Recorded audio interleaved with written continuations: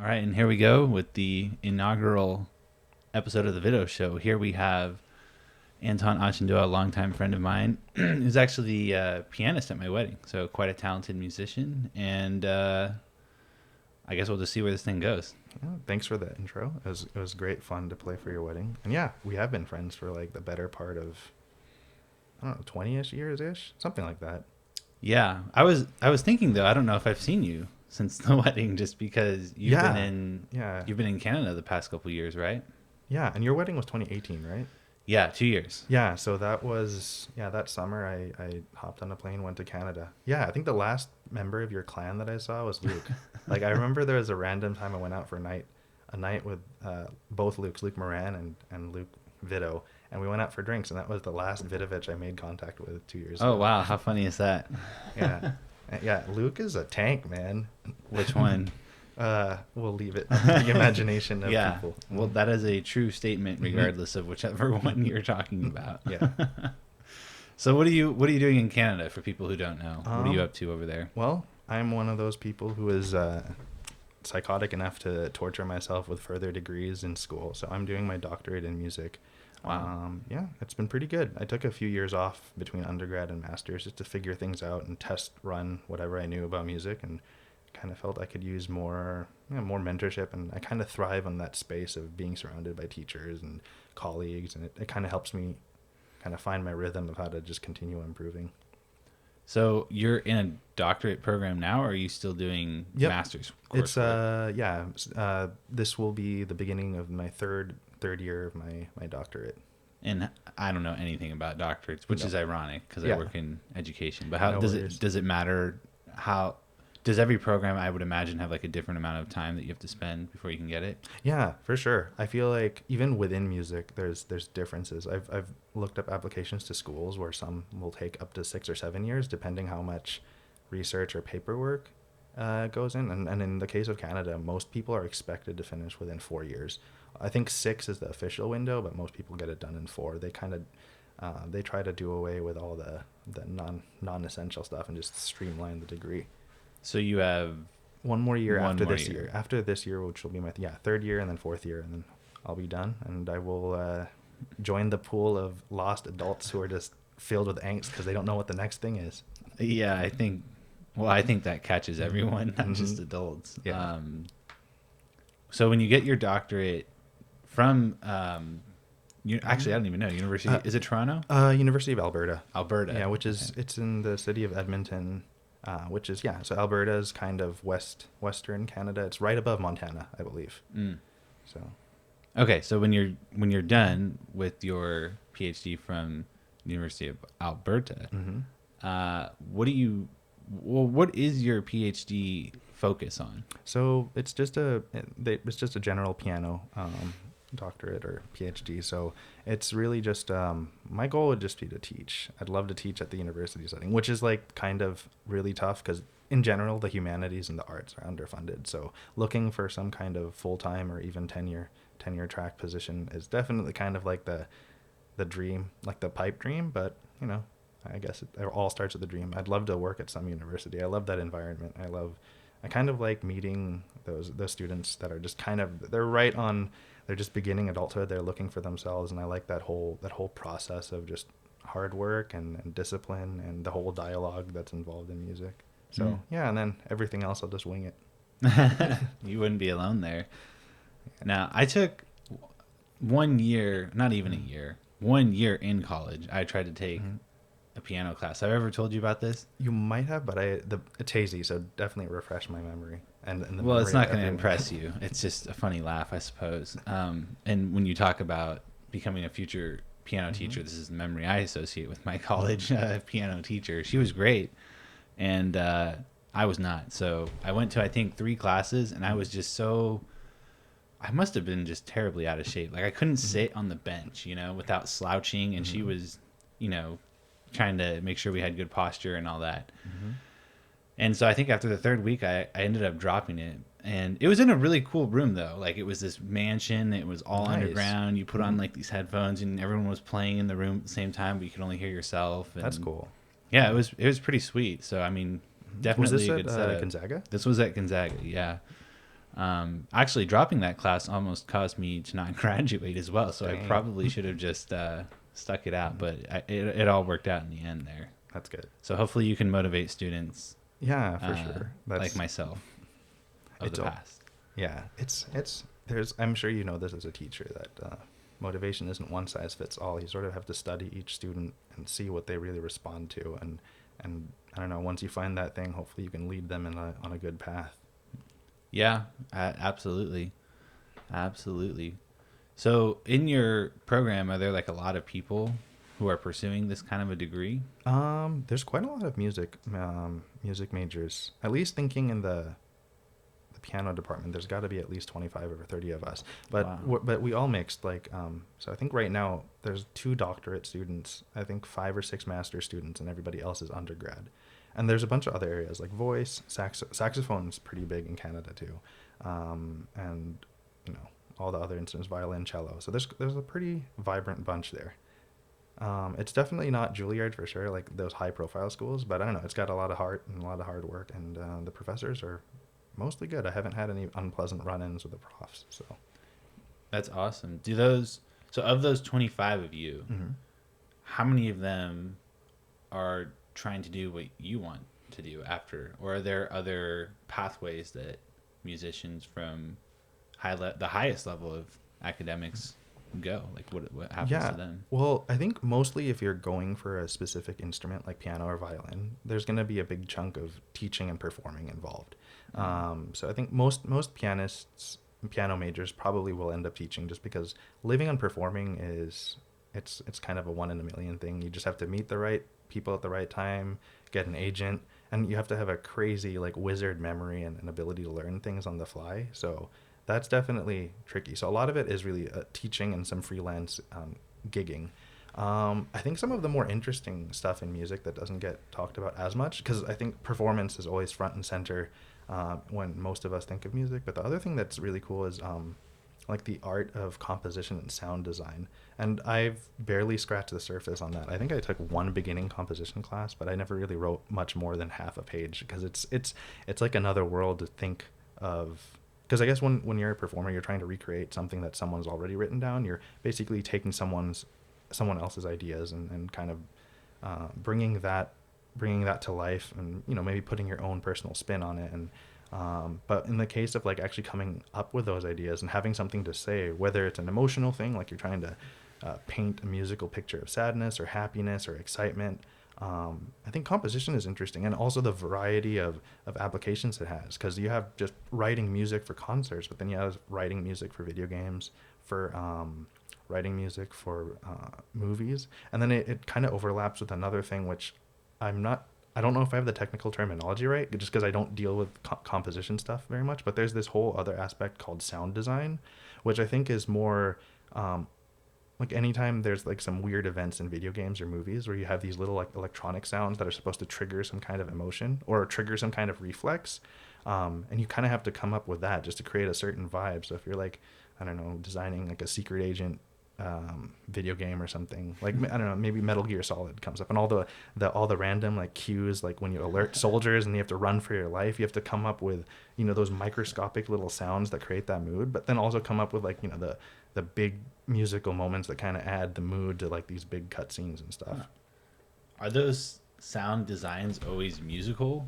I think at least that kind of program exists within the School of Music, like those, like how to combine different electronic sounds and work with a digital audio station. Okay. And they can be responsible for things too, like but it's not necessarily an instrument. Yeah, it's not necessarily. That's what I was asking. Yeah, at least not an acoustic instrument. I think now that our 21st century definition of instruments has evolved to like include like electronics and computers and digital audio workstations and stuff, and just having the imagination and the sense of experimentation to combine different things.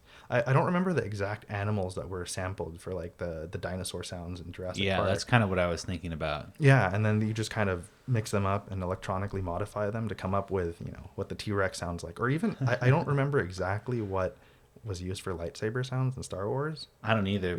But it was probably like a fluorescent light bulb or something, and yeah, they just mess around with that electronically, and then you have all your lightsaber sounds. and then you're famous. Yeah, exactly. You're well, famous. not really, because we don't know who they were. That's true. We their know John sound Williams. is famous. Yeah, for sure. Their sound is famous. We know who John Williams is because That's true. Because he did all like the opening theme crawl and like Darth Vader's. He's done so much stuff. Yeah, it's crazy. Mm-hmm. And I started paying attention to it a little bit. I mean, I don't have a musical ear really, to the level that you do, but he has such a definitive presence in his music. Like when I hear a soundtrack, I mean, maybe I'm just guessing because he's one of the only composers I know, but could be that. But you can hear his melodies kind of have like this similarity across all the different movies that he's done. Like Harry Potter, Star Wars. I think he did the first 2 Jaws, or maybe just the first one. Yeah, at least for sure that the iconic Jaws theme is his. Yeah, you're right. I think, and that's probably the mark of like a great composer when they just have a certain quality that you can kind of tell it's them.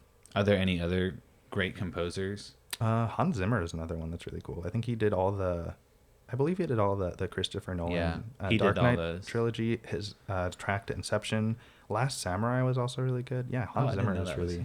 Yeah, Last Samurai or Hans Zimmer is a really good composer. I like his stuff a lot. Yeah, I like his work too, actually. So I guess I do know more than just John Williams, but they're great. I think for studying, I would actually throw those on just because there was no words. Yeah, and just kind of have it in the background whenever I was in school trying to get work done because they were motivating. Yeah, sometimes I'll even put them on when I work out, but yeah, no, I agreed. I think what was it? Oh, I think it was called Battle of the Heroes. It's the song that comes up famous. like Obi-Wan and Anakin just duking it out on Mustafar. Yeah, I think like I would be on the stationary bike just like getting some miles in, and I would be listening to that, get some dark side fuel.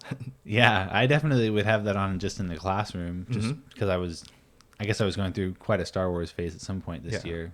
I mean, it's pretty perpetual. But yeah, for sure. I feel like once you're in the cult, you never really. Yeah. I've gone deeper into the cult.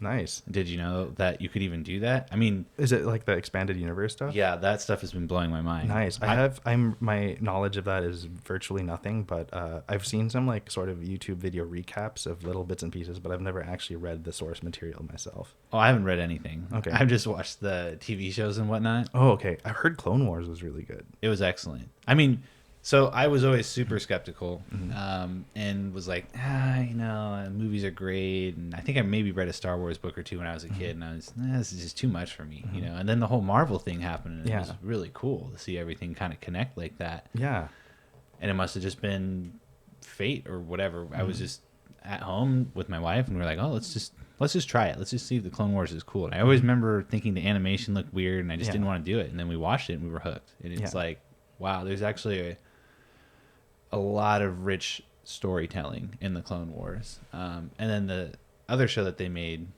they're all on Disney Plus, is the Star Wars Rebels. Both of those are really good and add a lot of character development and just depth to the overall universe and story. So I'll keep that in mind because it's been a while. I've also heard things about the Mandalorian. I haven't. Yeah, I just haven't done any watching recently. But yeah, Mandalorian, Rebels, Clone Wars. I think one thing I hear from, I think it was Clone Wars, is that its arc for Anakin is much more fascinating. Oh my gosh! And it kind of redeems the writing of the prequels. It really does. I mean, it made me more infuriated with the prequels than anything else. But the arc that he gets in that show helps you to understand his character and just the greatness of that archetype. Like the story that Lucas is telling. Yeah, it's totally done justice by that TV show. That's cool. All right, that's definitely bumped up really high. Yeah, but I kind of agree with you. Like I always appreciated Lucas's ideas for what they tried to be. Execution is hit or miss depending on what. Yeah, there were certain. There were certain segments in the movies, even the prequels, that were great, but.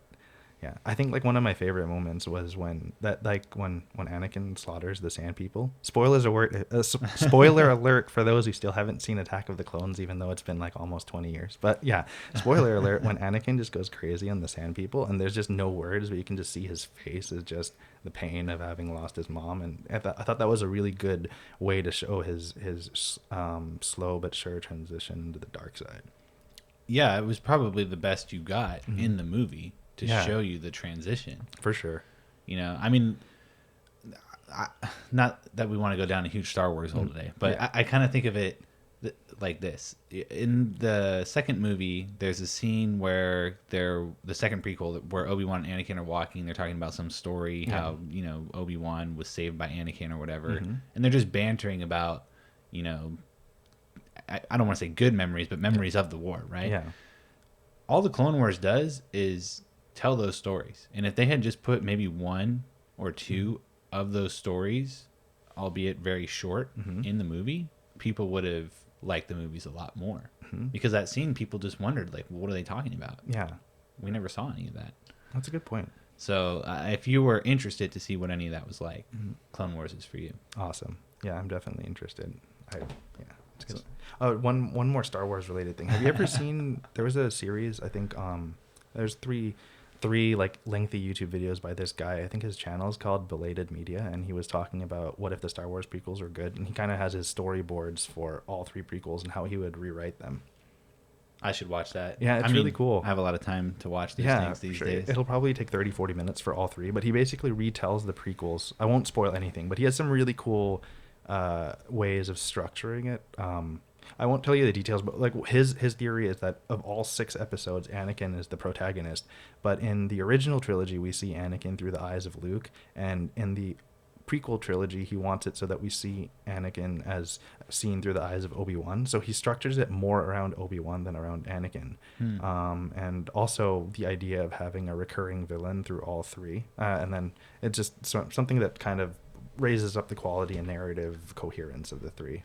Oh, I would be interested to watch that. I mean, that's a really fascinating thing about any situation, whether it's a movie or real life, is just how you look at something can drastically change your opinion on it. Yeah, for sure. Right? Perspective is it limitless? I don't know. It certainly seems like it could be. Yeah, I think it's virtually limitless at least. Yeah, we could certainly get into a really big philosophical discussion here now on some of that stuff. But anyway, that's really cool that you're doing all this stuff. So you want to teach, you don't want to do any kind of performing. I definitely want stuff. I guess I do, for sure. It's just maybe I didn't identify it as something I could reliably make a living off of. But in terms of just for my own satisfaction and in terms of just sharing music with people, I'd totally like to do even something low-key, just like living room concerts, like once or twice a year, depending how much time I have to put that stuff together. But yeah, like living room concerts and maybe YouTube live streams and stuff once I get proficient with the tech. Yeah, even just starting with and whatever random collaborations come up with friends in the area.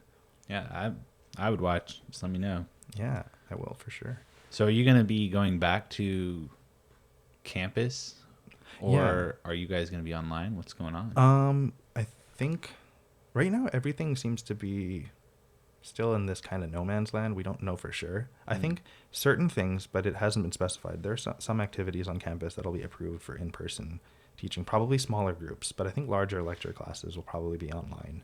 So I know that some of the piano work that I have to do with non-piano majors, because everyone needs a sort of baseline piano knowledge, and I need to work with them, and that can be done remotely. So I think I'm just going to hook up my keyboard to the computer and then record some tutorial videos and then kind of Zoom one-on-one with them and just check in with them from week to week. And then everything else, we're still figuring it out. Do you have a start date? Yeah, it's usually... School always begins the first week of September, so whatever Tuesday that'll be. So you have a little more time than those schools that are looking at mid-August. Yeah, for sure. We have at least an extra 2 weeks to sort of get our game together, and we'll see how we power through this. Yeah. It's such a cliche to call it unprecedented times, but they are unprecedented times. I'm not really tired of hearing. I mean, maybe I'm tired of living it, but I think hearing it is probably a good thing in some ways to remind ourselves, like, well, this is still pretty crazy stuff going on right now, you know? For sure. It's a strange thing to like watch it all unfold, for sure. Yeah. Yeah, it is, because you can look at what choices you made as it was unfolding. And at least in my case, I feel like the first couple months I was pretty down, you know?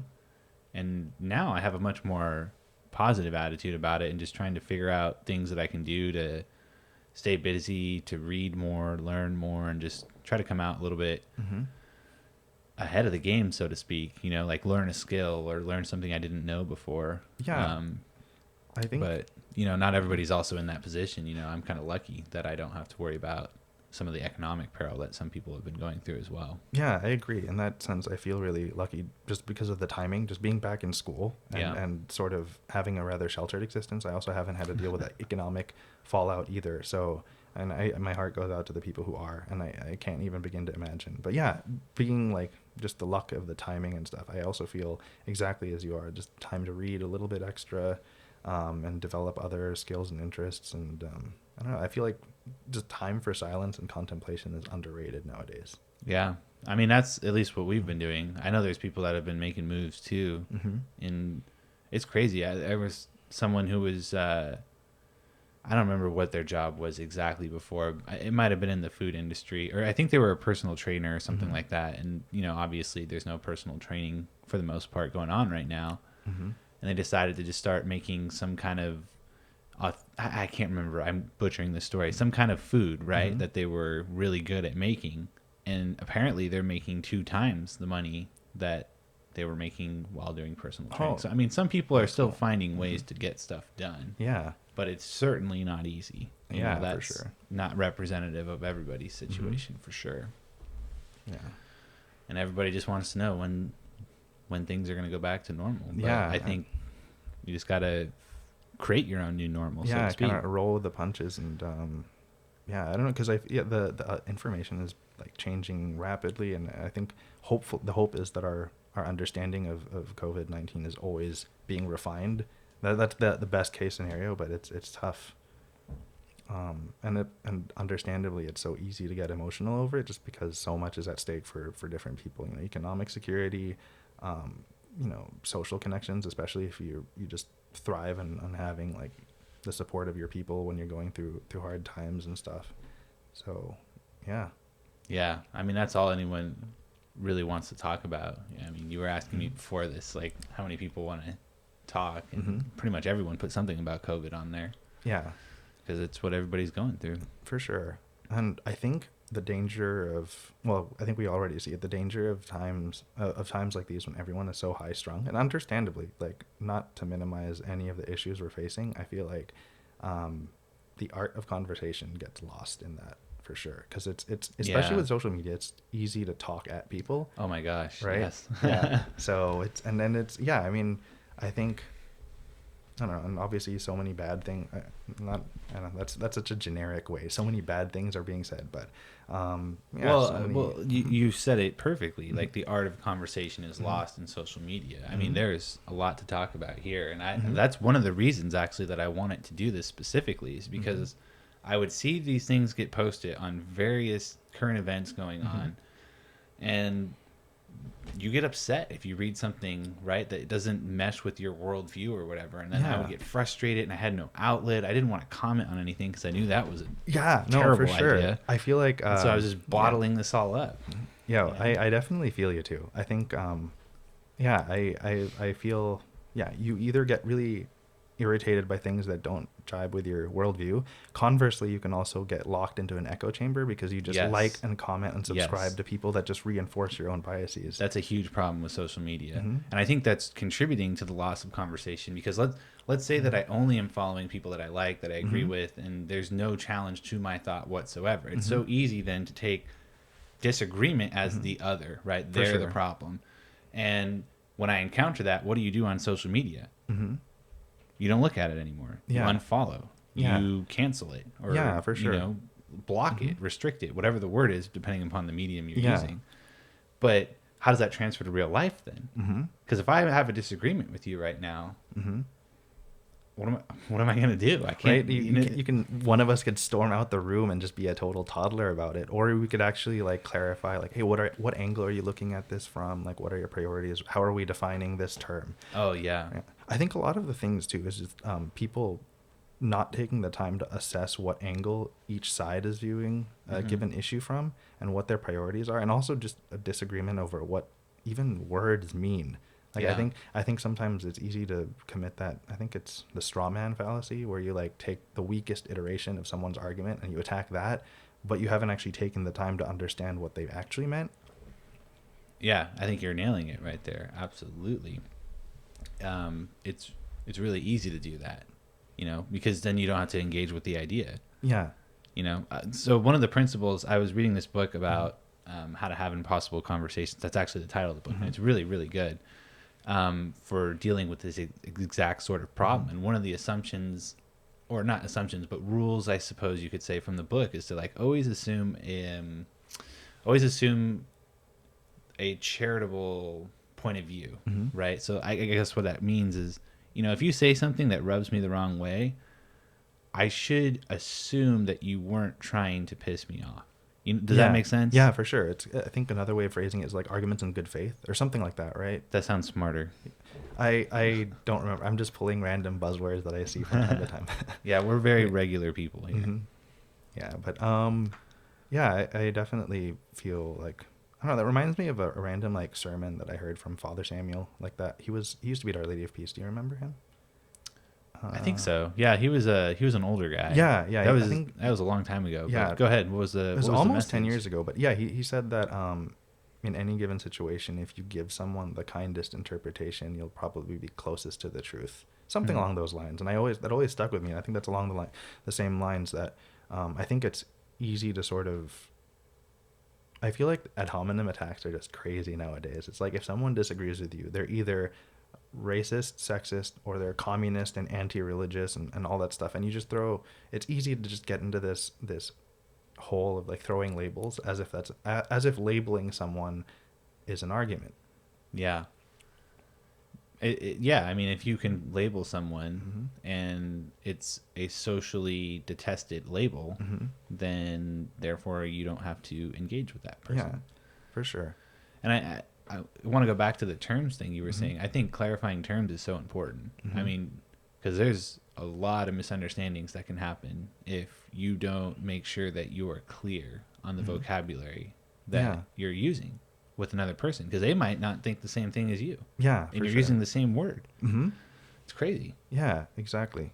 To get more specific, I'll stray away for now from like current hot button issues, but I'll throw one that's been there forever, especially if you're a Christian. Abortion is a really good example where I've listened to a bunch of people and just from different faiths or different angles and how they assess it, and that's an easy one where I feel like the root of our dysfunction is the fact that we're arguing it as a country from different angles. I think on the conservative side or the traditional Christian side, you're arguing from the point of view of defending the life of the unborn child, and then from the left or secular perspective, you tend to be arguing from the point of view of controlling a woman's body. And I think they argue it from such different angles, but they never really understand each other's angles. And it kind of involves both. I mean, of course it involves protecting the life of the unborn, but it also does involve like a woman's ability to have the choice over when she's ready to have a family or if she's ready to have a family. And then also, I think as a country, there's such a disagreement on what we define as life and when do we acknowledge personhood. Is it I think, traditionally as Catholics and Christians, we would say that the moment of conception, because we believe in the notion of the soul being kind of inherently in that person from the moment of conception. But for some people, it might be when brainwaves are detected and when heartbeats are detected and all that stuff. And to put it in really super clinical scientific terms, you could even make the case that, for the gestational period, it's living off the mother's body. So at what point do we consider it a parasite versus a full individual person with legal rights and sanctity of life and the constitutional right to life?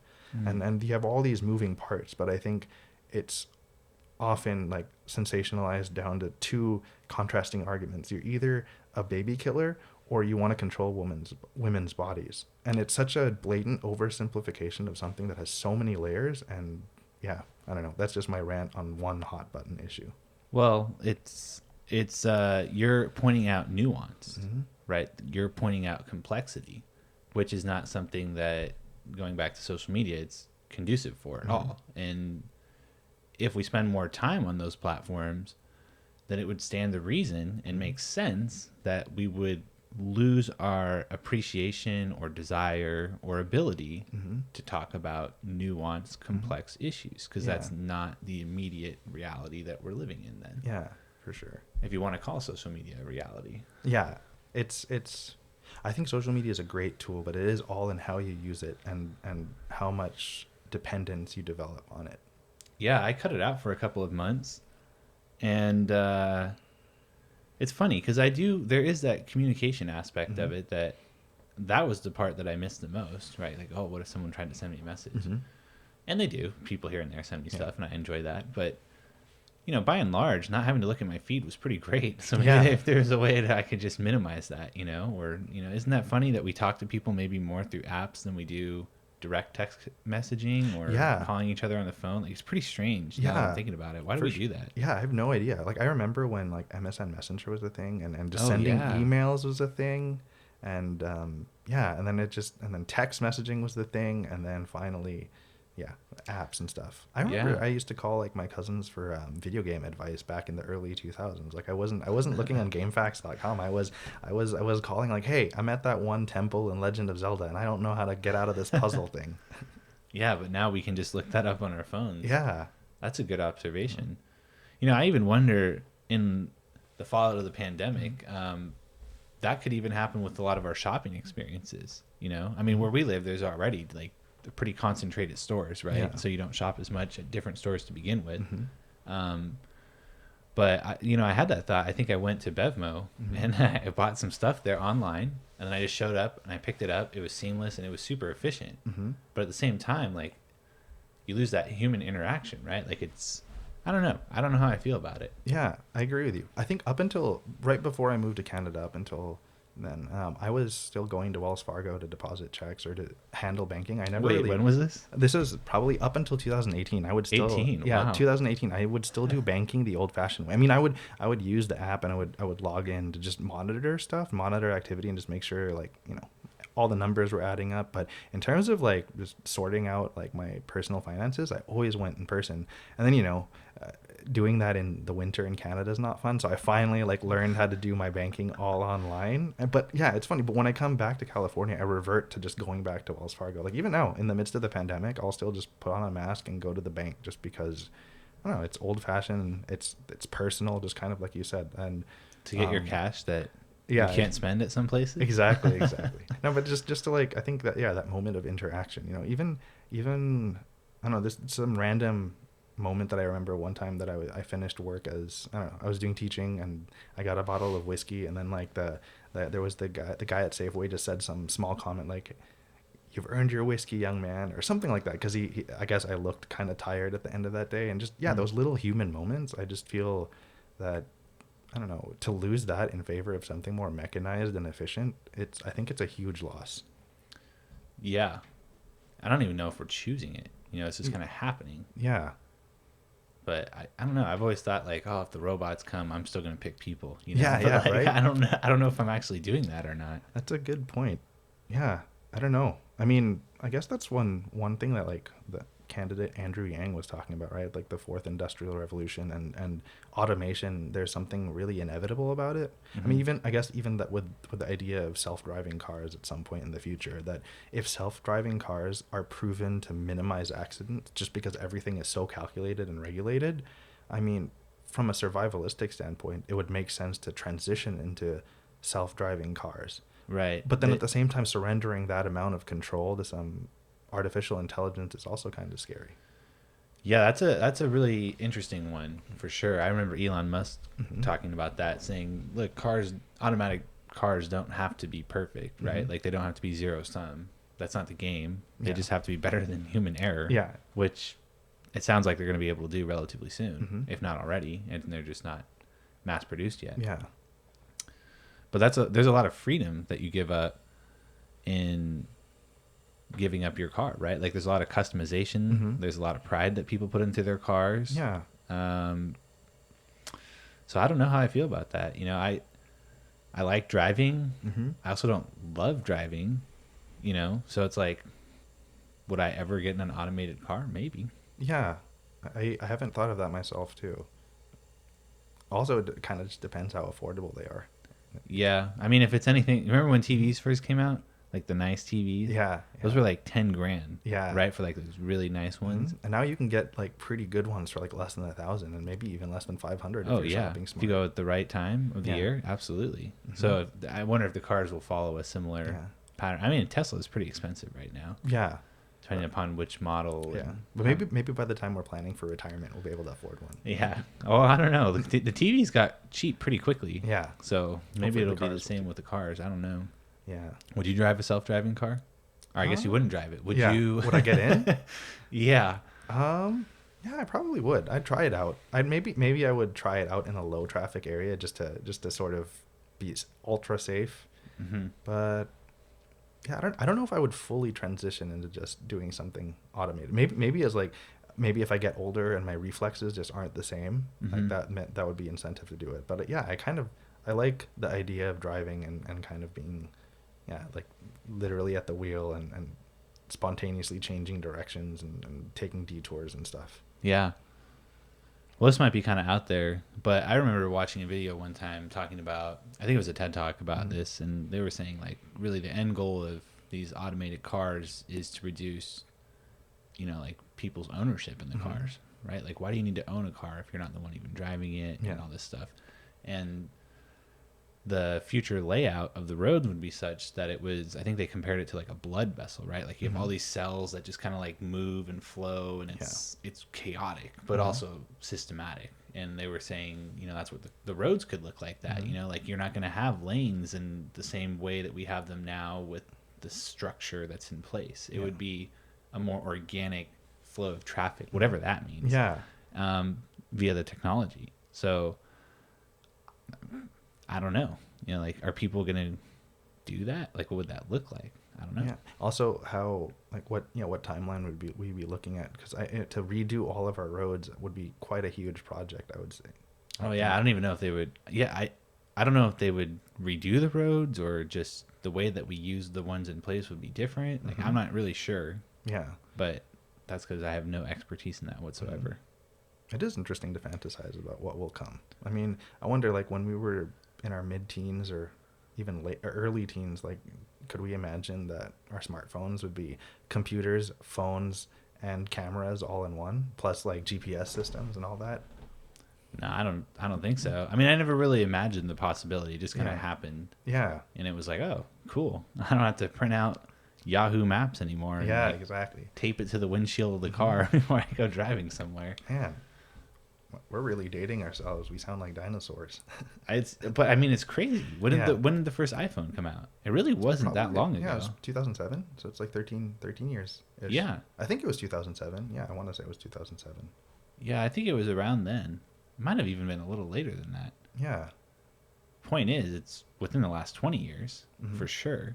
Yeah. And it's insane how much they've improved and gotten better, and how many competitors have entered the market and all this stuff. And it's like, we're dating ourselves to a degree, but also like, it's pretty impressive how quickly everything is just kind of transformed. Yeah. Kind of makes me think like what kind of ideas and technology the following generation will deal with in 10, 20, 30 years. And yeah, I sometimes wonder what it'll be like to be in my parents' position, because I feel like even when I butt heads with them and it can be really strong disagreements over whatever, like when I have really quiet moments to think about it, I really do feel sorry, in the sense that I think the world, especially in the last 20 years, changed way faster than they could have ever prepared for. I wonder, just thinking about like what my parents said about growing up in the Philippines and to immigrating to America, and then all of these changes in how we handle information and spread information and all this technology and stuff, and just how much they had to adapt. And I don't know, what are we going to have to adapt to in another 20 years? It's anyone's guess. I mean, I heard some crazy stuff about like, we might not even need to speak in like the next 10 to 15 years to each other. Like, they're going to have these I don't think they're chips. Maybe they're chips. I don't know. But there's these technology that you can put into your brain, essentially. And like, you communicate with people via that. And so you wouldn't necessarily need like language anymore. That's crazy. Like, Yeah. the technology would talk to each other. So you could talk to anybody. Yeah. I don't know. I would honestly shoot that down. I'm too old fashioned for that.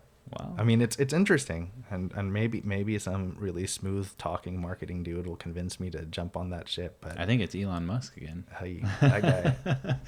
Well, I think the purpose of the technology wasn't so much to get rid of language. The purpose of it was, let's say you're somebody where part of your body function control has been limited because of your brain waves aren't firing anymore, and so this technology would stimulate those brain waves, and then you would get your sight back or whatever it is that you were not functioning with. Oh, when it's used like that to regain lost motor functions or lost bodily functions, that would be cool.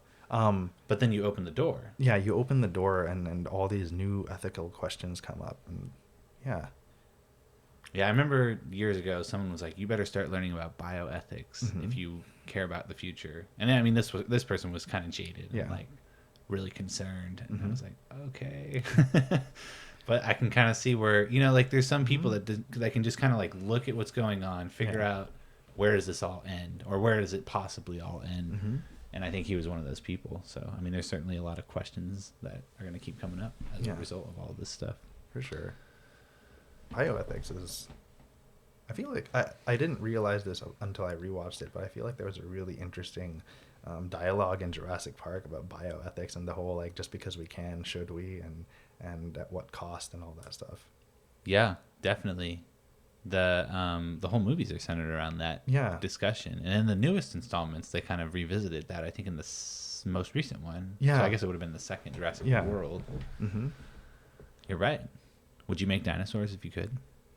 The inner child in me would say yes, just because I still have that part of me that's fascinated by dinosaurs. You've seen the movie. I've seen the movies, but I don't know, man. I guess I'm just it's tough to teach me a lesson. Yeah, I mean, that'd be pretty cool. You'd have to think, well, I can do it better than the movie because I know what not to do. Exactly.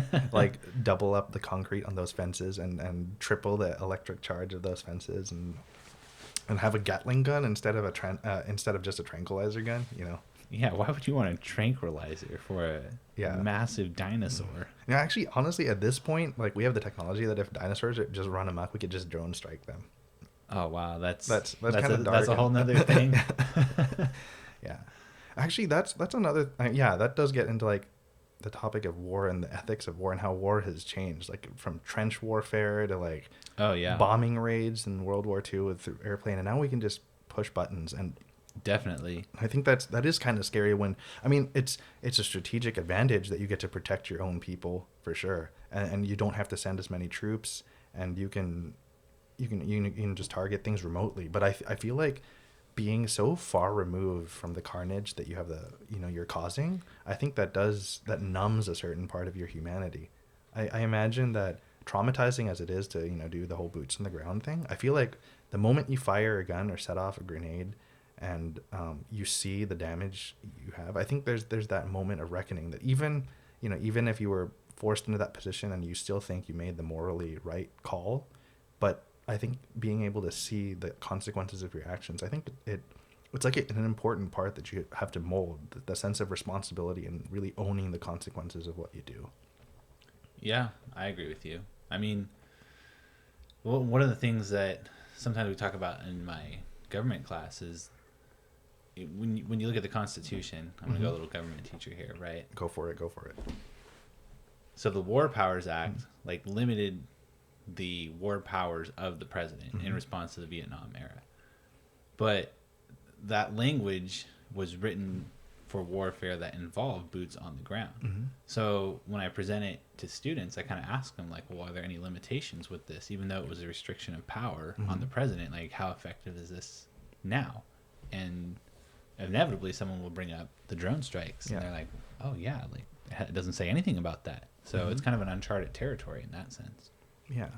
It is interesting. It kind of, another thing that I'm going to kind of tie music and politics and kind of, I was reflecting on why those two areas kind of interest me. And especially from the point of view of performing music and then engaging in politics, they deal with one very similar and central question, which is like, we have this inherited text. Like in the case, it could be like, the Beethoven sonata that was written down, or in the case of politics, like the constitution of a certain country. And there's always this tension of how literal versus how free we should interpret the text. And how does that play out in music? Well, in music, like Beethoven is writing for instruments of his day, which didn't have as much range. They were smaller, so they didn't have as many keys. They also didn't have as much raw power as instruments nowadays. And so you have to make all these adjustments for how much sustaining power, how much sound you can project, and also just pedals were very different. And so you have to make all these calculations and adjustments. And some people want to, I guess it also depends on your philosophy, because some musicians value the idea of recreating music as it was experienced like 200 years ago. And others are more interested in, we have this sort of raw blueprint, or this set of ingredients, a recipe. And, you know, I'm going to kind of put my own spin on it with what we have today. And so you sort of have this range of how much, this debate of how much personality is allowed to be kind of inserted into someone else's work. Are there good examples of this new presentation of classical music, or not the genre per se, but like what you're saying here? Like, are there any concrete, like, oh, you should listen to this and that and you'll see the differences? Yeah, actually, it's funny because it's reversed. I would say that a lot of the earlier recordings, like, and you have a lot of like Eastern European and German immigrants from Europe coming to America and doing a lot of recordings here. Like Rachmaninoff did a lot of recordings, Josef Hoffmann, Arthur Rubinstein, and a lot of stuff. And I feel like they represented an older generation where, because there were no recordings and there weren't as many competitions and stuff, then there wasn't really a unified standard of how to approach these works. So you have great diversity in sound. But then as information traveled really fast through CDs, radio broadcasts, and international competitions, it actually kind of narrowed what was acceptable for interpreting stuff. And actually in the second half of the 20th century, it's much harder to take a random listening test and just point out who's playing what, because it sounds much more similar. But if you're listening to those old, like really cool scratchy vinyls, you can tell who's playing what, because sometimes their choices in rhythm or dynamic range are so divergent that it's easy to sort of single out who's doing what. Wow. But yeah, and anyway, tying that to politics, I feel like that's one of the central debates is with the Constitution, like how conservative or free we should interpret it. And, you know, the founding fathers' definitions of what a gun was definitely different, and could they have had the foresight to see how much firepower modern guns have? And kind of, I guess, the same thing with the War Powers Act. Like, I don't think anybody writing that would have been able to predict exactly how much technological development we would have in the area of war. And there's always this tension of a literal reading versus adapting it for what our predecessors didn't necessarily have the foresight to predict, the new and scary problems we're facing. Yeah, I think that's more of an issue in jurisprudence more than anything else. But I suppose a politician would espouse, you know, their particular philosophy on jurisprudence to signal to voters what it is that they stand for and represent when it comes to how do you view the world.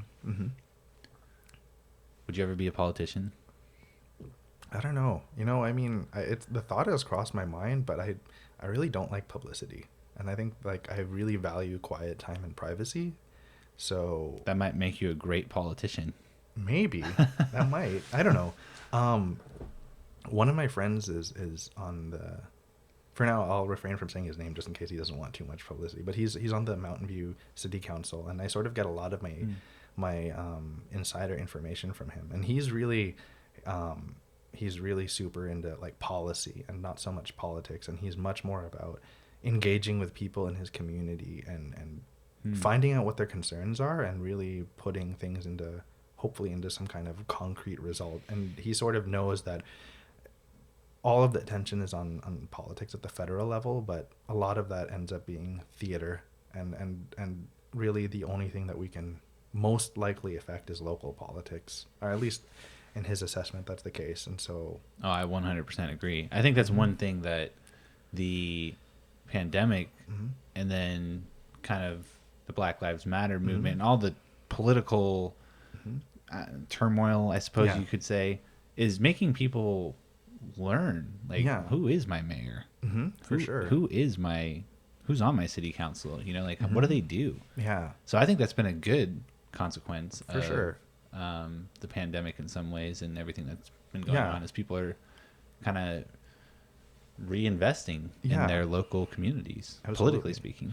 And he had advised, the trendy thing on social media right now is to sign petitions, which has its value, but practically speaking, he had advised that it's much more effective to actually call your representatives and schedule an in-person meeting, or I guess now during COVID-19, maybe a Zoom meeting or a Skype meeting. And it could be, you could approach it any number of ways. Just raise like your top 2 or 3 or 4 concerns with them, and just say, I'm a citizen of this city, and these are really pressing concerns, and how are we handling them? Or you could also just inquire, like, what do you think are the top issues for Sunnyvale, and how are you handling them? Or you could interrogate them on how our tax dollars for Sunnyvale specifically are being spent, and all these things. And just to engage with them and bring something to mind is much more effective than a petition or emails that'll just get buried in the sea of concerns and complaints and stuff. Have you done that before? Like, is it difficult to get an appointment? I haven't done it yet, but I was planning to do it this summer, and I got some names down. I just need to track down their phone numbers, and I was hoping to sort of just, specifically regarding kind of, I guess, the central issues right now, in addition to the pandemic, are racism and police brutality, and sort of an understanding of how is that specifically within Sunnyvale, like, what are our issues and our statistics, and what's our police budget. I think in general, Sunnyvale is a pretty low crime rate place, so in a way we probably don't have issues the same way that much of the country is facing. Well, Sunnyvale's kind of unique. Yeah. Because their police officers are also their firefighters. Oh. They do the cross training. We're one of the few places in the country, I think, that does this. That's kind of cool. I didn't remember hearing that, but now that you raised that point, that kind of sounds familiar. Yeah, they might even be EMTs too. I know for sure they do firefighting and police work. So that's kind of cool. I think for whatever reasons that eases people's mind quite a bit when those who know it, at least, about Sunnyvale PD and police brutality. They're like, oh, well, they're also firefighters. So yeah, that's really neat. Yeah, it is tricky. I think going back to the whole politics at the federal level and protests, I feel like they do have a specific function that's important, which is drawing attention and kind of snapping everybody out of like whatever complacency they're in. Because I think, especially when you have something as pressing as like police brutality and the need to sort of really investigate how deep does it run, and to what extent are the statistics accurate or not accurate, and is there really a system that lets people get away with such heinous acts? I think what they lack in what the protests lack in finesse and precision of their strategy, they make up for in at least getting the rest of us who aren't necessarily directly involved or have not been directly affected by it to at least look into it and be really engaged, and be really, start from a place of at least human concern, that you really want to get down to the facts, and hopefully justice is served in a really concrete and precise way that has good long-term consequences for everybody in the country. Yeah, I think most people would sign off to that. You sound like a great politician already. I try. Maybe it's because I'm really good at making things sound vague. I hope if I become a politician, I hope I don't just that spit also out. might be a skill set. Yeah, that whole skill of really vague platitudes without promising any kind of policy it's important and dangerous. Yeah. Well, I think you raise an interesting point too. I mean, when you have a federal system, right? Like, it is really hard to. How can people in Washington, at least in our case, thousands of miles away, do anything that's going to really directly impact my community the way that a local government could? I'm not saying they can't. I'm just saying they are far less likely to, because it's not their governance. That's not necessarily their job. Yeah. So I agree that we need to focus more on local government and do a better job of holding those leaders accountable, because they're the ones that are ultimately making the decisions that impact their life more than anybody else. For sure. So, I mean, where we live, I don't think anyone even knew who Dr. Sarah Cody was. I mean, in the general public for the most part, until, the pandemic hit. And we're like, oh, wow, she's like really aggressively telling people to shelter in place more than anybody else. And some people like it, some people don't. But my point is that we know who she is, and we can see how much power she has, in a sense, over us, right? So, like, people are paying attention to local government now. Yeah. At least I am. Maybe I'm just projecting my belief on the population. No, it's good. I'm definitely just barely scratching the surface. I'm definitely slow to mobilize, but I'm getting there, and I think it's even remotely from Canada. I hope to still stay engaged with Sunnyvale politics. Oh, here's an interesting question. Since you're international, or at least you're living internationally, so to speak. So in the U.S., it's definitely fair to say that it's pretty polarized. You know, like the pandemic, response to it, a lot of the data even has just been, everything's politics. Yeah. You know, unfortunately. Is that a thing in Canada? I don't know anything about Canadian politics. What is it like up there? You know, it's kind of tough. I feel like I'm still a noob for sure. It's only been like a couple of years. But if there is polarization, my impression is that it doesn't feel as pronounced. And maybe it has to do with that proverbial Canadian politeness where everything's just kind of bubbling under the surface and no one actually yells at each other. And I'm sure, you know, we have our share of disagreeable people, but generally speaking, I feel like if there is discontent, it's just really quiet, concealed bitterness under the surface. I don't really, it's not nearly as loud and vocal. I feel like that is one of the cultural things I notice. And, you know, I don't want to mischaracterize Canadians because I'm still an observer from the outside in some ways. But I definitely do feel that one huge cultural difference is Americans are much more free to speak their mind. And no matter how agreeable or disagreeable it might be, I feel like there's we'll go out on a limb to make our opinions known, whether that's on television or on social media or just sometimes on conversations on the street, that will really put it out there. But I feel like most Canadians that I've interacted with, it seems that they're all generally pretty deferential. They'll just sort of like take the path of least conflict and just keep the day moving on steadily. Interesting. I think that would be, in terms of the political climate, it seems like that. I mean, with all due respect to Mr. Trudeau, I feel like everybody is just quietly not his biggest fan, but he's good enough. So it's like they've kind of kept him in. It's like he's, despite all his flaws and his mismanagement, especially, I guess the biggest complaint that I hear about him is his mismanagement of relationship with the Indigenous people. But I also feel like there's a kind of complacency that he's like maybe arguably like the least offensive character in Canadian politics, so they'll just keep him in power for now. When you say least offensive, what do you mean by that? Well, I guess I just mean that it's like he gets the job done. He's not particularly polarizing or oppressive, and he seems like a nice enough guy. So it's like, I feel like sometimes polite incompetence is favored over belligerent competence. You could be right about that. Yeah. I see what you're saying. I don't know much about Trudeau. Yeah, I don't know either. It's just, these are just like my initial impressions. But yeah, that's not to say that, yeah, I mean, you can also be polite and competent and belligerent and incompetent. I'm not saying those things are like mutually exclusive or something, but yeah. I didn't take them to be. Mm-hmm. But those would be my first impressions. It is interesting to just, I feel like some interesting trade-offs, because I feel like economically, generally speaking, Canada is pretty slow compared to the States. The big cities like Vancouver, Toronto, Montreal have like, you know, that's where all the activity is happening. That's where you have really big, rich, cosmopolitan environments and probably more entrepreneurial activity.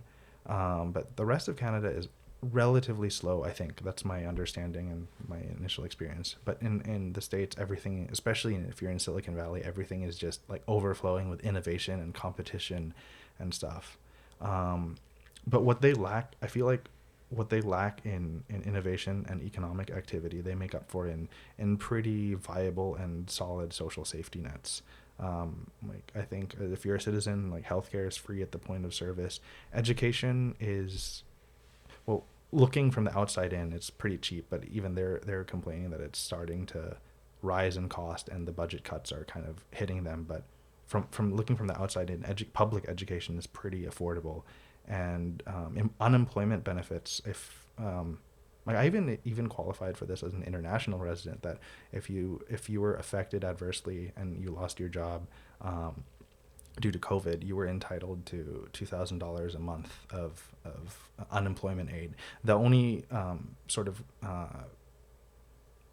little thing in the details was that if they discover that your situation was actually ineligible, you'd have to pay that money back. If you were like, either, you know, you actually did make more money than you declared, or you ended up not losing your job. So you would have to pay that back to the government. But yeah, they have all these, they take care of their people. So despite the higher taxes, you do see that invested in public goods, generally speaking. Do you think any of those would be possible in the United States? Not to put you on the spot. I feel like theoretically, yes, because I think one of the arguments that I hear is that Canada's population is, the entirety of Canada is about as populated as California, which is one state. I think it's both around 38 to 40 million people, that roughly in that ballpark.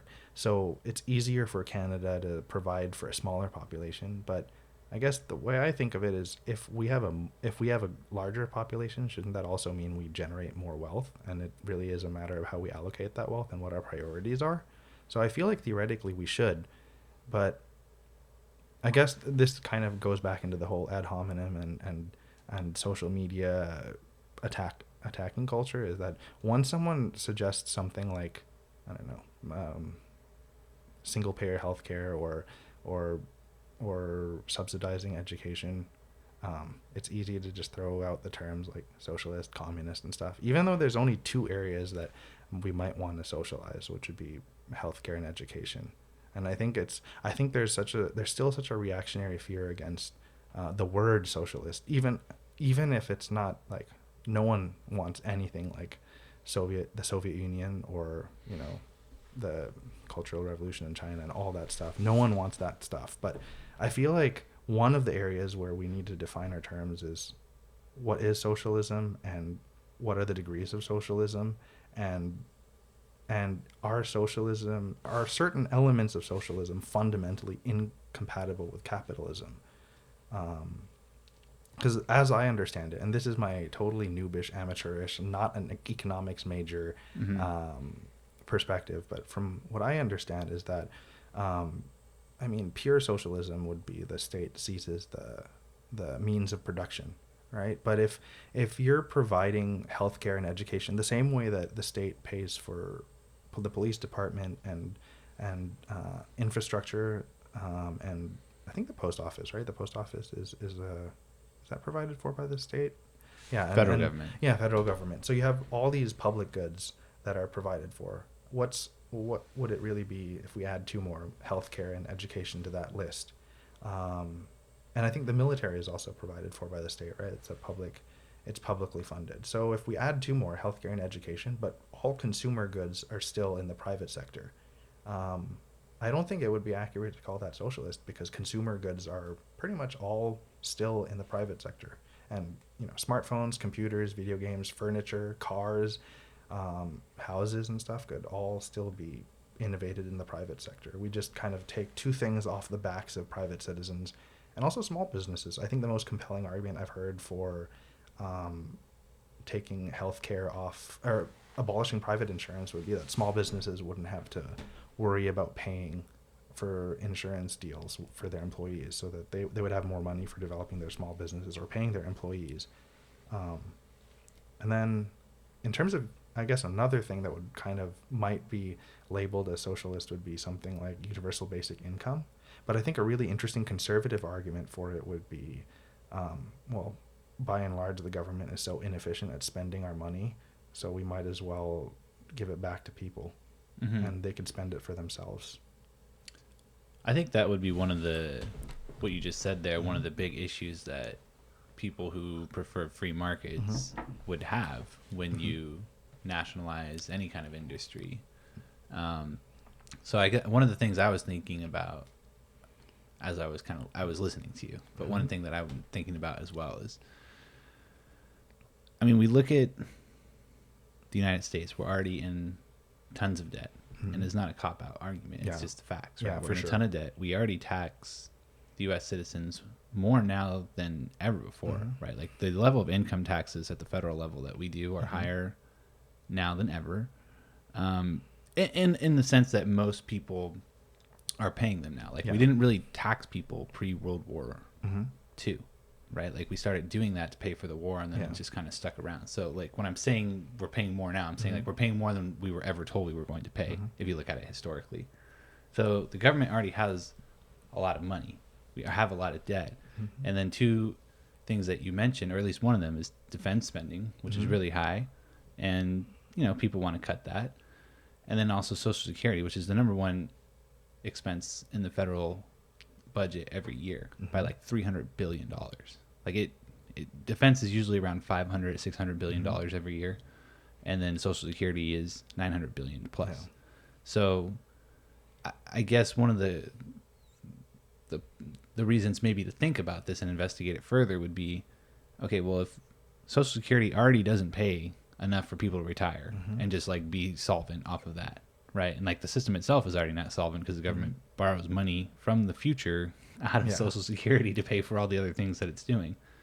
So if it can't keep Social Security at like a really robust and sustainable program, should we also then give it the reins of something as important as education and healthcare? At the federal level. For sure. That's a valid question. And I think that's where it is really important to dig into those details and crunch the numbers and hopefully find news sources that don't prey on people's emotional reactions, because it's totally easy to sort of go for the cheap one-liners. But it is a really complex issue, as you pointed out. I don't have an answer at the moment because it's still a research ongoing, but yeah, I think that's a valid question. Yeah, and I mean, that's the whole point of this show, is to hear ideas and ask questions and build bridges, so to speak, instead of, well, he said this, so now I'm calculated to say that. Yeah, that's one of the biggest things that I have a problem with. And it's not to say that those aren't good responses, but it means you didn't listen. You're not really thinking. You're not really trying to figure out, well, is this a good idea or not? Yeah. And I think, I'm definitely, like, in terms of COVID, I'm definitely on the side of, playing it safe, and it is a calculated, everything is about calculated risks, and wearing masks and shutting down schools at the moment is a calculated risk. And, whichever way you go, there's going to be a huge cost. Like in this term, like we're right now in favor of preventing death and illness.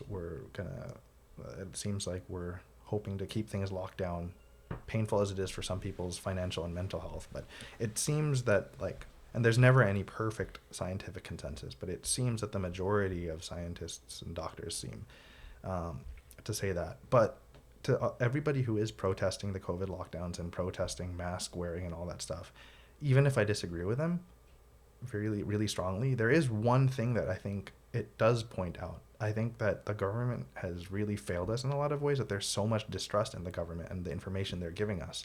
So now we're literally, it could mean life and death for some people, or it could just mean illness versus health for others. There's so much distrust of the information that's being given us because there have been so many lies and wrongdoings in the past. So I think this whole distrust of the government is an issue. And even if you're you're a supporter of someone like Bernie Sanders and all of his ideas, which I'm fond of a lot of his ideas, but it is predicated on that idea of, do you trust, like you said, do you trust the government to spend the money wisely? And they have no incentive to. Yeah, that's my biggest obstacle. Yeah, they really don't. And that's the tough thing, because as great and noble as some of the ideas, not all, but some of the ideas of someone like Bernie Sanders, who wants to start this movement of using the government to take care of our own people, it is really based on that fact. Like, do we trust our government? Can we trust our government? Do they have a track record of being trustworthy? And I guess recent years would probably head in the other direction. They're not the most trustworthy people, and a lot of people have just made careers out of being politicians. So let me ask you one of my favorite questions. Do you think that you would support term limits? Oh, for senators and stuff? Absolutely. For senators, for judges, everything? Yeah, absolutely. Because I think at a certain point, Washington absolutely becomes a bubble. I've never met anyone who said, well, we should probably keep term limits. I mean, again, that's not to say it's a universally agreed upon answer, but it seems remarkable. I mean, it's not remarkable, right? You have a bunch of politicians that have no vested reason in their own terms in power. I feel like that would be a crucial stepping point for our democracy to improve. Yeah, I think term limits are huge, because I think, as you said too, like, how do people in Washington know what people in Sunnyvale are feeling and what their primary concerns are? It's so far removed. And I feel like having higher turnover, like, even if, let's say we could increase term limits, it doesn't have to be a strict 4 to 8 years. Even if it's like I don't know, 10 or 12 years or something like that. Something that it's long enough where they can hopefully have some long-term effect on policy, but not too long where they're locked in that bubble and they become these figures where, you know, they become corrupted by money and politics and stuff. Like, I think you do need fresh members in the Senate. I think we need to have a way to make our leaders more representative. And I know this is an argument that people say for diversity's sake, and you know, there's something to that. I also think though it's by class. You know, like if you look at the class distinctions of our leaders, they're not all representative of all the classes within the United States, right? For sure. And one of the problems with that is that they become entrenched in the system, right? What was it, like 4 senators or something when COVID, right before it hit, like dumped a bunch of stock and didn't lose any money? Like, that's stupid. Yeah. They should, I don't care what party they're in. That's ridiculous, in my opinion. Yeah. No, I definitely agree with you there. You know, and so I just get frustrated because I feel like there's such a disconnect. And I know a lot of people feel that way. Yeah. And I feel term limits would be probably a great step towards fixing that problem. Yeah, agreed. You can't just have people in there for 3 decades. Yeah. You know, which is what we have currently. Yeah, absolutely. You know, at one point in the debates for the Democratic Party, I think everybody was over the age of like 72 or something. Yeah, which is crazy. It's like, I mean, I'm not that I'm ageist or trying to say that like old people are incompetent, but it just is like you only have that to choose from. It limits the diversity of perspective and approach to politics for sure. Yeah. The whole diversity argument is a really interesting thing too, because I completely agree with the impulse to want a diversity of representation, be it a diversity of you know, genders or races and social class. But I feel like even if we want more diversity, it can never be at the expense of quality of service or abilities. And I think that is an interesting, it's a tension that our generation has to resolve, that it can't be diversity for diversity's sake and just kind of turning a blind eye to, you know, deficiencies in quality.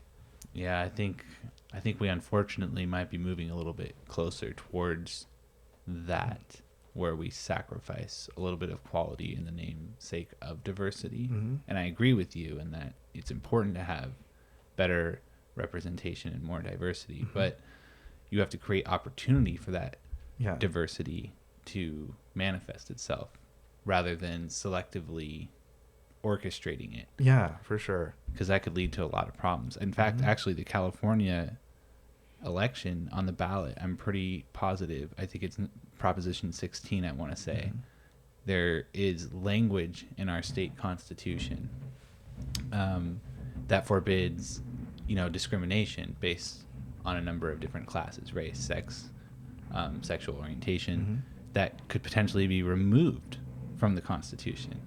And I wish I had it in front of me, but it's kind of bizarre, right? To think like, why would you take out a clause that allows or prevents discrimination? And the answer is because it's going to stop discrimination in an effort to get better diversity. I don't know if I worded that very well.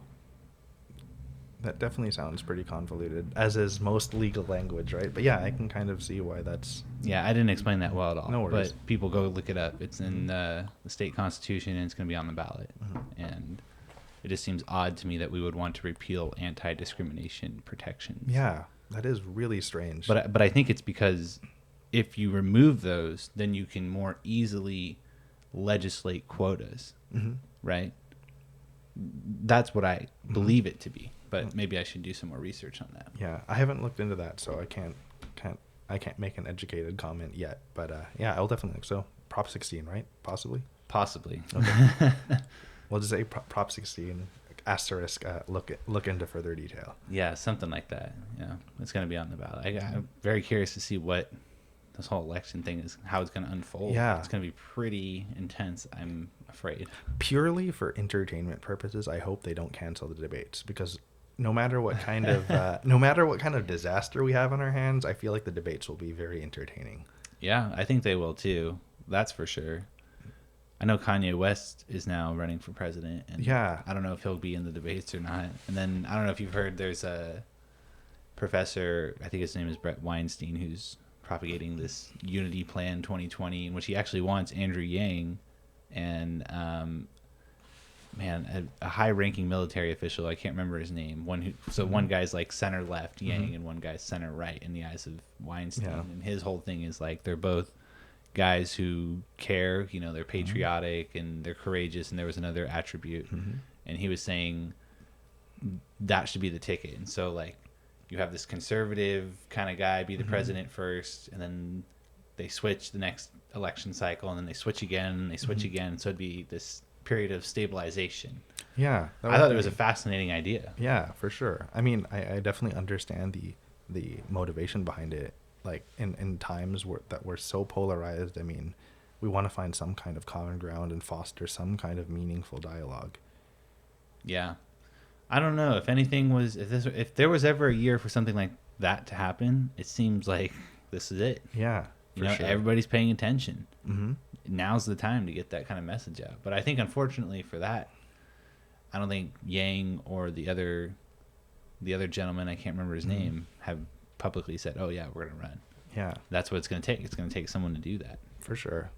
And the money is in Biden's side and in Trump's side, so it's hard to like compete for airtime between the two of them. I don't know. I think people crave this kind of stuff. Like if you want to get exposure, I don't think you have to go through traditional media outlets anymore.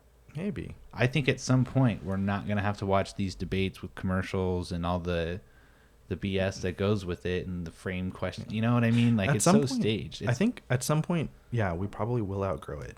But I do feel that if non-traditional and more grassroots alternatives were viable, either Yang or Sanders would have made it farther. But I think in the end, establishment Joe Biden still came out on top. Yeah, I mean one of the questions that you were saying we should discuss a little bit is polarization and why we're so polarized, and I think social media had something to do with that. Yeah, for sure, social media is a huge but also the two-party system, I think, has something to do with that. Yeah, and I do think that it's well, this is based on my still continuing on the self-education never stops. Never. And I think the best thing we can do is every time we express something, it's always an opinion in progress, because hopefully we come across better information. But as far as I know, when you look on paper, there aren't too many deviations. I feel like the biggest deviations between the two parties really boils down to identity politics and abortion. I feel like those are the two areas where the two parties are on paper super polarized, but everything else they tend to be like relatively in the same ballpark. Like I think the last I checked, like Nancy Pelosi's approved a decent number of Trump's, or the Trump administration's moves and stuff, like all the budget and tax reformations and whatnot. Like she tends to vote in line. It's all the polarization between the two parties seems to be much more about identity politics, theatrics. I mean, you could be very right about that. Yeah, I just think of it like there's a big spectrum, right? Within the Democrat Party for sure, right? Like you have people in the Democrat Party who are more moderate and they're like center left, and then you really have this new emerging like far left wing of the Democrat Party, which you can call them progressive. I think they have some Marxist elements to them for sure, and there's that tension. That's why there's the tension between the Bernie types and Biden. And in the Republican Party, I don't even know like where to begin with that. Yeah. Like Trump to me is like a populist, and like I don't know that he's really like a conservative. Like he's not Ronald Reagan. Yeah, like a lot of people would say Reagan. But even Reagan, like he spent a lot of money and didn't really bring down deficits like he talked he would. So yeah, I think the thing with Trump that was so appealing in the 2016 election is, it is the fact that he's not rehearsed. He used populist rhetoric, and he promised things like reforming. I think he promised reforming health insurance, ending the wars, cutting taxes and stuff, and just rebuilding the middle class, building infrastructure, and all these kind of concerns of the everyman. And everybody wanted to bet on the wild card, and whether or not we benefited from that. I guess history will judge. Yeah. Um, Yeah, I don't know that he's fully done all of those things, but Yeah. he's certainly done some of them. yeah, for sure. It is tough to dissect between a person's presentation and language versus their actual policies. And I will say though, in terms of like the political spectrum, I feel like the whole in the Democratic Party though, I feel like there's so much there isn't as much of a spectrum as we think there is. And I think there is a spectrum of language, but I think what we call leftist in this country isn't that far left when you put it in an international stage. And maybe part of like going back to like especially healthcare and education, and if we socialize or nationalize those things, maybe the unique issue with America is because it's such a large country, it's harder to handle that kind of thing efficiently the way smaller countries do. But yeah, I feel like in terms of just nationalizing public goods like that, it's if we define leftism as just nationalizing public goods, we're not that left because most other developed countries have done it. I feel like we could make a case that in terms of identity politics, we could be further left than other countries. My knowledge, I guess I don't get too involved in identity politics too much, just because it's too easy to accidentally trigger someone, and I don't really want to be in that situation. And I'm all about like live and let live and just love and respect people and stuff. But yeah, I feel like I try not to get too much into the conversation about identity politics, just because it's such a minefield.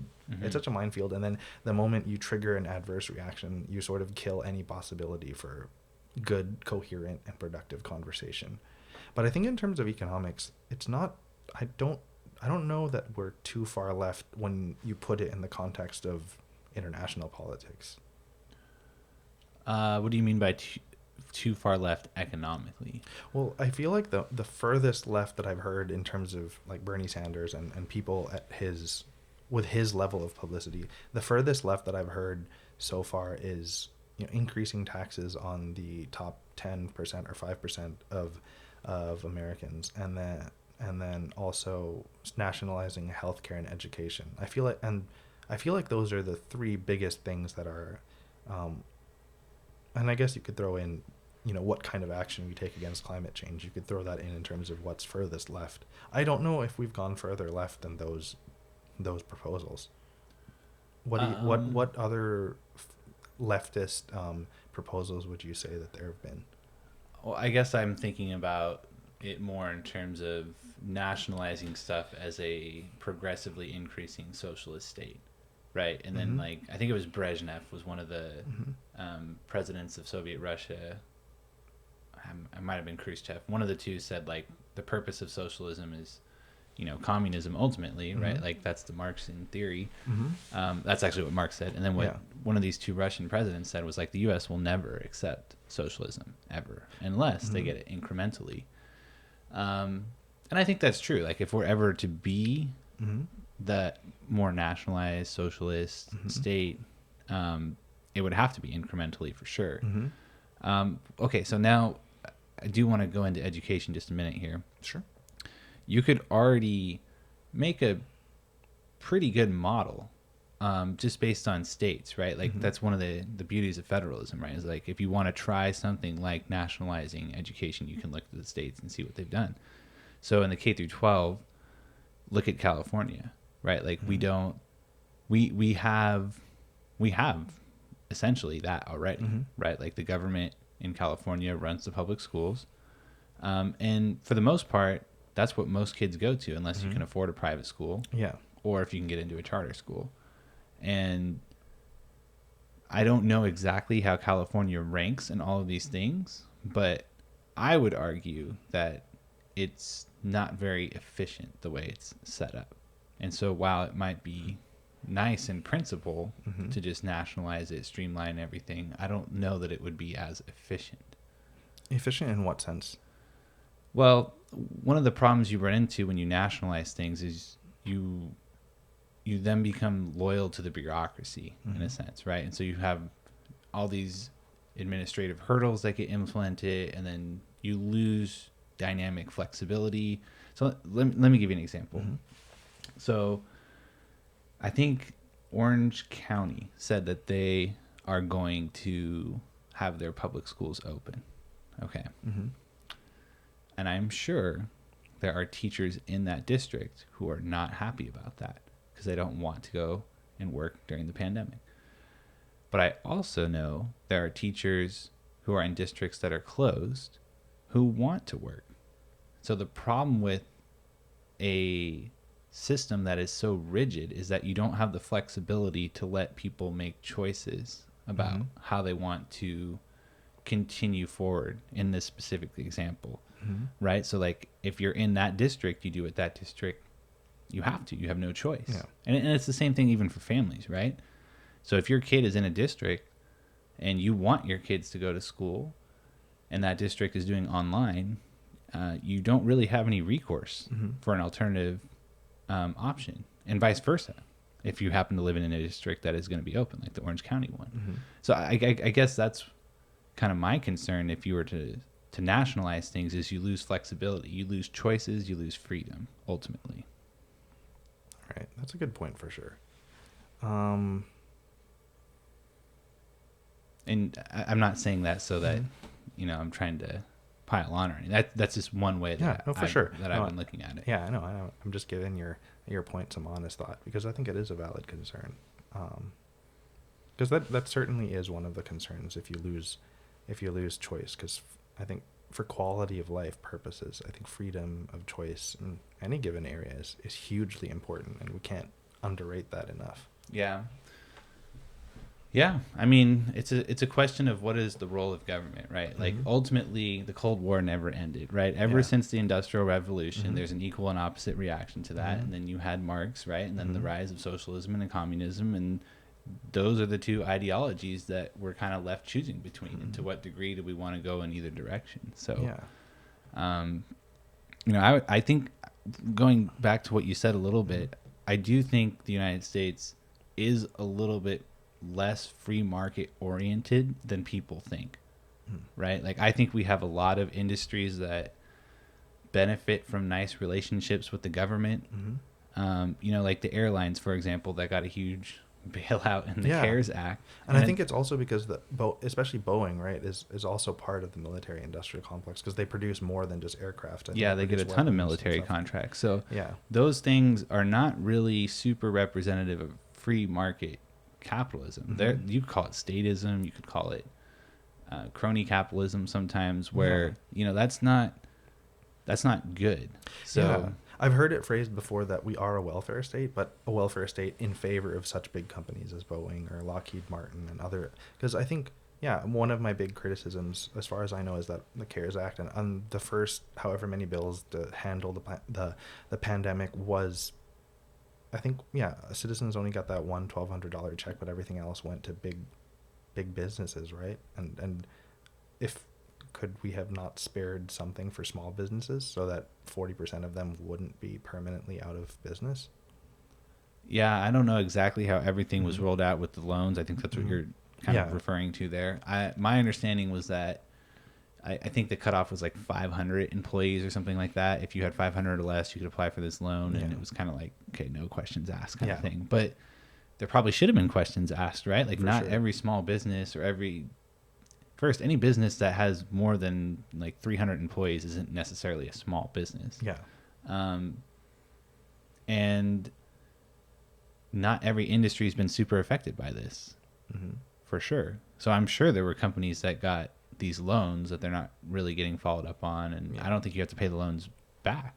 So like those are the kinds of things that I think a free market capitalist would say, like, well, this isn't really capitalism. If that makes sense. That makes sense for sure. It is tricky, especially when our national identity is so it is so tied to freedom of speech and free market and stuff, and to sort of find our national identity in a time of crisis and a time of intense polarized conflict, it's no easy journey for sure. I would agree with you, but this was really great talking to you, and I think I learned a lot just from listening. Vice versa, man. I feel like, and this is definitely the kind of stuff that you can't get out of awesome social media posts. No, definitely not. So I'm glad we were able to put this together, man. Yeah, for sure. Well, if you ever have an opening, just let me know. I'm down to do it remotely from Canada if such an occasion should arise. All right, we'll just have to make sure you have good Wi-Fi. Yeah, All for right. sure. Good stuff.